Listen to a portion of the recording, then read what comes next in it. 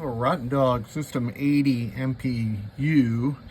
It's configured for Devil's Dare, and the client indicated that a switch row was out. What did he say? I'm sorry, he said a switch column is out.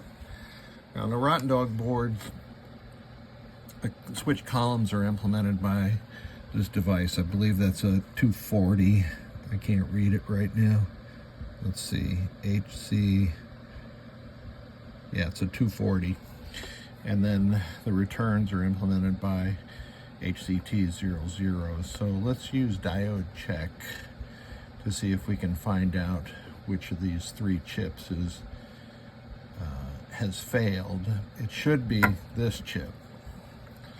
And I've got my meter set to diode check. And that's a characteristic reading for the whole board. So that is between 5 volts and ground. So pin 19 on a 240 I know is always connected to ground. So let's go through the rest of these pins one at a time. We're looking for a dead short or a reading outside of about 0.4 to 0.7. Now I know pin 1 is also connected to ground, so I'm not concerned about that. So that chip seems to check out fine. Now I'm going to keep my red probe on ground on this chip and test the rest of these chips, or I'm going to test these HCT00s. And that side seemed to be fine. And this chip is ground, so I expect that. And just keep going down this side. In reality, I switch up the way that I do this, go down all one side of all the chips and then down the other side again. That's ground. So we've got this side left to do.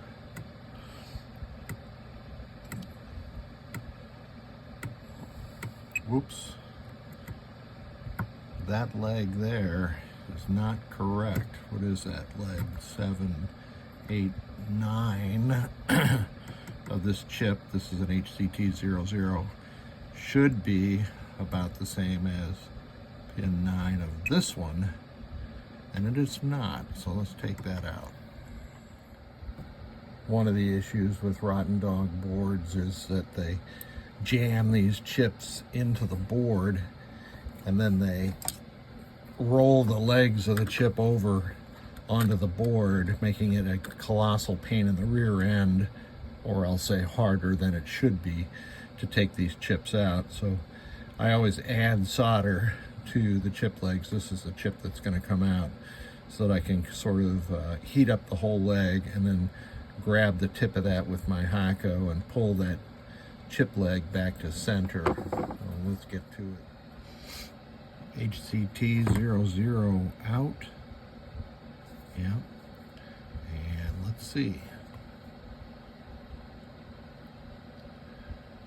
Failed.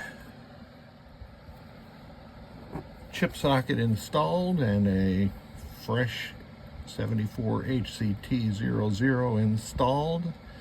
I've been using paint pens lately instead of my Sharpies, because the Sharpies will wash off with the Castrol Super Clean that I use. But these paint pens, they're forever, as long as they don't smudge the paint.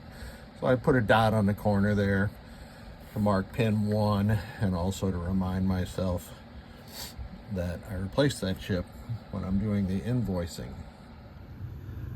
Got this RottenDog MPU now inside my Gottlieb Amazing Spider-Man, and I've set the game dip switches to run the Spider-Man code. So let's boot it up. Characteristic A and B lights on, 5-second delay, and we're up. We've got a few lights flashing. We're in attract mode. Somebody mentioned that one of my display digits over here was out in the last video, and it was. I moved the display that was there over to there, And in the move, the problem cleared, so I suspect it was just an edge connector for this particular display. Anyway, we're up and running. Let's get into test. That beating you see does not occur in real life. Test 16 is lamp test.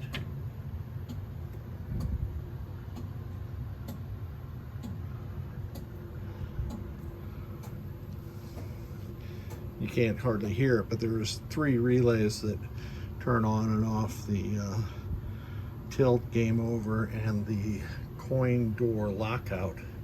You can see all of the playfield lamps are being driven correctly from this RottenDog MPU. This is the area of my Spider-Man. I really wish I could have gotten that fixed, or I wish Mirko would remake this playfield, but there's probably some licensing issues there. Let's check the solenoids now. Whoops. Here we go.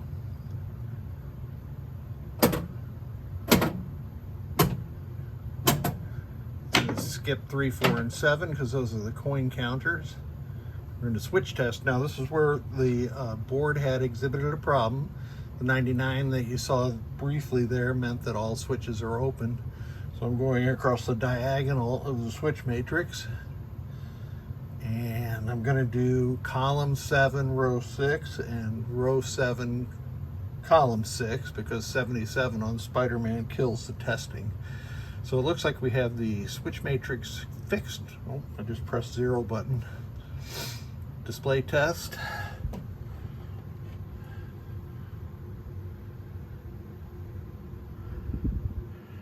I can't lean back far enough to get that in the camera field of view. You can see I've got a 7-digit display at player 1. Eventually I'm probably going to change all those to 7-digit displays, but it's going to take me a little bit. I did a interface board here rather than a wiring it directly.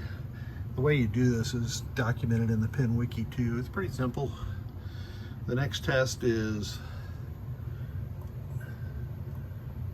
test 20 is memory test.